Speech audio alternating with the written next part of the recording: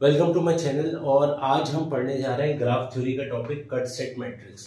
तो पहले एक बार मैं आपको बेसिक डेफिनेशन रीड कर दे रहा हूँ। ये डेफिनेशन एक बार में अगर आपको नहीं समझ में आएगी तो जब हम एग्जाम्पल करेंगे तो सारी चीजें क्लियर हो जाएंगी।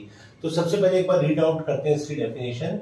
This matrix, cut set matrix, this matrix provides a compact and effective means of writing algebraic equations giving branch voltages in terms of tree branches.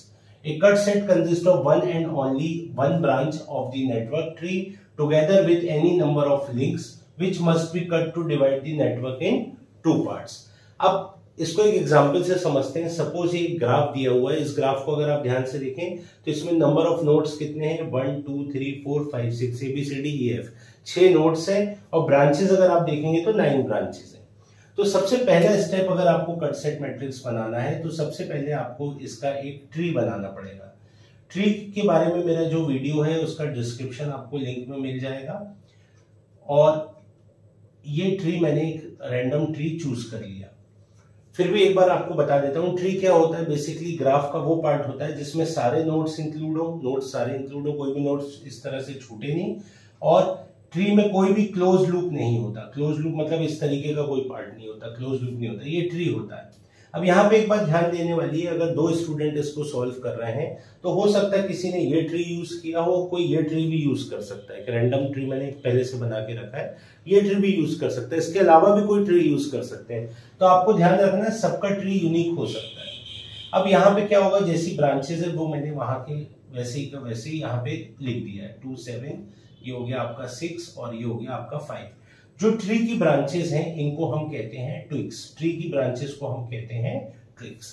अब ये पहला स्टेप है। आपको कभी भी कट सेट बनाना है तो ग्राफ से आपको सबसे पहले क्या बनाना पड़ेगा? ट्री। दूसरा स्टेप है आपको इस ट्री का को ट्री बनाना पड़ेगा। को ट्री क्या होता है? Cotree is the complement of tree. मतलब अगर इस ट्री से वापस से ग्राफ आपको चाहिए तो जो ब्रांचेस आपको लगेंगी, ये ब्रांचेस लगेंगी पूरा ग्राफ कंप्लीट करने में। जो ब्रांचेस ट्री में रह गई इसको कहते हैं कोट्री। और ये जो ब्लू लाइंस मैंने बनाई है कोट्री की ब्रांचेस को कहा जाता है लिंक्स। तो इसका भी डायरेक्शन जैसा था वहां पे वैसा का वैसे ही डायरेक्शन हम यहाँ पे बना देंगे। ये हो गया आपका 9, ये हो गया आपका 8। तो सबसे पहले हमने बनाया ट्री। दूसरे स्टेप में हमने क्या बनाया? कोट्री। अब तीसरे स्टेप में जैसा कि नाम सजेस्ट करता है कट सेट, हमको इस मैट्रिक्स को बनाने के लिए यहाँ पे इस ग्राफ को कट करना पड़ेगा। अब कट करने का प्रोसीजर क्या है? कट करते समय आपको ध्यान रखना है कि आप जब कट करोगे तो 1 tweak plus any number of links को कट कर सकते हो। एनी नंबर ऑफ लिंक्स को मतलब यहाँ पे आपको ये ध्यान में रखना है कि जब भी आप इसमें कट करो तो ये ब्लैक लाइन एक ही कटेगी और ब्लू लाइंस आप मल्टीपल कितनी भी काट सकते हो। मतलब ट्विग एक कटेगा और नंबर ऑफ लिंक्स मल्टीपल हो सकते हैं। एक एग्जांपल से मैं बताता हूं। सपोज मैंने ये कट किया, इसका नाम हो गया C1। अब अगर आप इस C1 को ध्यान से देखोगे तो ये C1 किसको कट कर रहा है? 2 1 और 3 को, जिसमें से 2 क्या हो गया? Twig, 1 twig and any number of links. तो एक लिंक को भी कर सकते हैं। जब आप इसको कट करो तो इस कट सेट का भी आपको डायरेक्शन बनाना पड़ेगा। और इसका डायरेक्शन, क्योंकि यहाँ पे जो मेन है यहाँ पे वो क्या है? आपका ट्विग है। तो हमेशा ध्यान रखिए कट सेट का डायरेक्शन किसके अकॉर्डिंग बनेगा? ट्विग के अकॉर्डिंग बनेगा। तो यहाँ पे अगर ये 2 है ट्विग तो 2 के अकॉर्डिंग इसका डायरेक्शन कुछ इस तरीके से बन जाएगा। 2 के डायरेक्शन को ये फॉलो करेगा। इसका डायरेक्शन का क्या यूज होगा वो हम आगे देखेंगे। अब कोई दूसरा कट देखना है तो एक कट मुझे यहां मिल रहा है, इसका नाम हो गया C2। यहाँ पे ट्विग है 7 तो डायरेक्शन इसके अकॉर्डिंग बन गया। डायरेक्शन इसके अकॉर्डिंग बन गया। और कट्स देख सकते हैं। कहां तक कट्स देखेंगे तो उसका भी एक सॉल्यूशन है। नंबर ऑफ कट्स अगर आपको देखना है तो नंबर ऑफ कट्स के लिए आपको ध्यान में रखना है number of cuts equals to n-1। n यहाँ पे रिप्रेजेंट करता है नंबर ऑफ नोड्स। यहाँ पे कितने नोड्स हैं? 6 नोड्स हैं। तो 6 - 1 अगर आप करोगे तो ये कितना हो गया आपका? 5। मतलब कितने कट मिलेंगे यहाँ पे? 5। तो एक कट आपका ये मिल रहा है, इसका नाम हो गया C3। एक कट आपका ये मिल रहा है, इसका नाम हो गया C4। कंडीशन दोनों में मैच हो रही है, 1 twig and any number of links. एक ब्लैक लाइन और any number of blue lines. और एक कट क्या हो सकता है? एक कट ये हो सकता है, इसका नाम हम दे देते हैं C5। यहाँ पे अगर आप देखेंगे C5 में तो यहाँ पे आपका एक ट्विग ये 4 कट हो रहा है और बाकी आपकी ये जो ब्लू लाइन से 2 कट हो रही है। इसका डायरेक्शन अगर बनाना हो रैंडम C5 का तो 4 क्योंकि ट्विग है तो उसके अकॉर्डिंग ये डायरेक्शन बनेगा। डायरेक्शन हमेशा इसमें किसके अकॉर्डिंग बनेगा, ट्विग के अकॉर्डिंग। अब हमको इसको मैट्रिक्स फॉर्म में बदलना है। इसका डायरेक्शन आप C3 C4 के भी बना सकते हैं।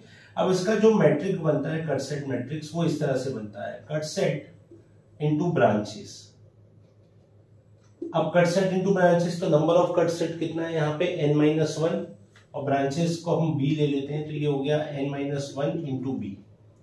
और अगर इसको बनाएंगे तो ये हो जाएगा n-1 हमारा 5 है, ब्रांचेस कितनी हमारी 9 है। n-1 5 है, ब्रांचेस कितनी है 9 है। तो अगर आप इसको बनाना चालू करेंगे तो कट हो गए C1 C2 C3 C4 C5, branches हो गए 1 2 3 4 5 6 7 8 9। अब इसमें एंट्रीज कैसे होंगी, इस कट सेट में एंट्री कैसे होगी, तो इसमें एंट्री करने का सिंपल प्रोसीजर है। अगर इस कट सेट का डायरेक्शन सेम है ब्रांचेस के डायरेक्शन से तो एंट्री होगी +1, अगर अपोजिट डायरेक्शन है तो एंट्री होगी -1, और कोई रिलेशन नहीं है तो एंट्री होगी 0। कोई रिलेशन नहीं है तो एंट्री कितनी होगी इसकी 0।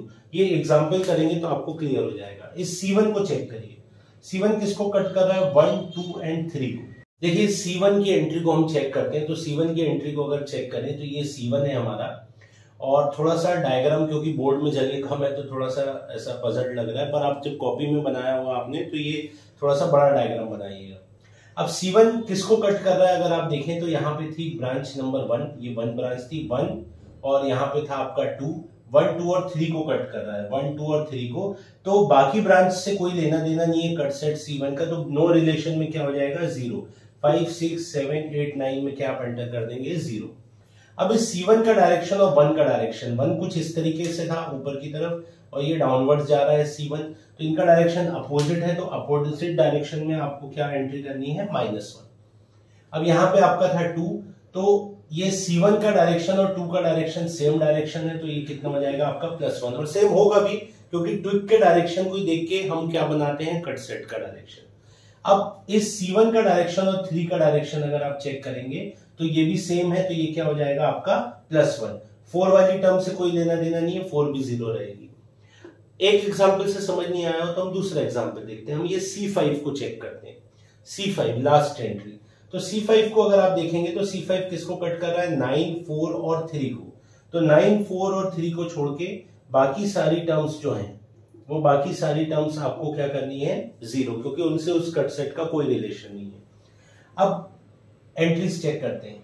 ये जो C5 है इसका डायरेक्शन और 9 का डायरेक्शन, 9 इस तरफ जा रहा है और C5 इस तरफ डायरेक्शन है। C5 का डायरेक्शन इस तरफ क्यों है, क्योंकि कट सेट में ट्विग का डायरेक्शन जो हमने ट्विग बनाया था उसका डायरेक्शन इस तरफ है। मैंने आपको पहले ही बताया ट्विग के डायरेक्शन को देख के हम कट सेट का डायरेक्शन बनाते हैं। तो 9 और C5 का डायरेक्शन अपोजिट है, तो यहाँ क्या आ जाएगा -1। उसके बाद 4 और C5 का डायरेक्शन अपोजिट है, सेम है, सॉरी ये सेम डायरेक्शन है, तो ये हो जाएगा आपका +1। यहाँ पे 3 और C5 का डायरेक्शन अपोजिट है, तो ये हो जाएगा आपका -1। तो जब भी आपको यहाँ पे एंट्री करनी है, सेम एंट्री हो तो +1, अपोजिट एंट्री हो तो -1। तो दोस्तों अब एक मैं C2 की एंट्री आपको और बता देता हूँ। C2 की एंट्री करते समय आप देखिए 7 8 और 3 को ये कट कर रहा है, तो बाकी टर्म 7 8 3 को छोड़ के बाकी सारी टर्म क्या हो जाएंगी 0। अब अगर आप देखें C2 और 8 का डायरेक्शन सेम है तो +1, सेम डायरेक्शन में +1। C2 और 7 का डायरेक्शन भी सेम है तो यहाँ पे भी आएगा +1। C2 और 3 का डायरेक्शन भी, ये C2 और 3 का डायरेक्शन भी सेम है तो यहाँ आ जाएगा +1। अब C3 और C4 की एंट्री आप खुद से ट्राई करिएगा। अगर आपको इसकी एंट्री करने में कहीं भी डाउट हो तो कमेंट बॉक्स में लिख के बताइएगा, और अगर आप इस टॉपिक से रिलेटेड या ऐसे और भी वीडियोस चाहते हो और उस टॉपिक का नाम मुझे लिख के कमेंट बॉक्स में बताइएगा, तो डेफिनेटली मैं प्रयास करूंगा कि आपके लिए वो वीडियोस रेडी करूं। Thank you friends.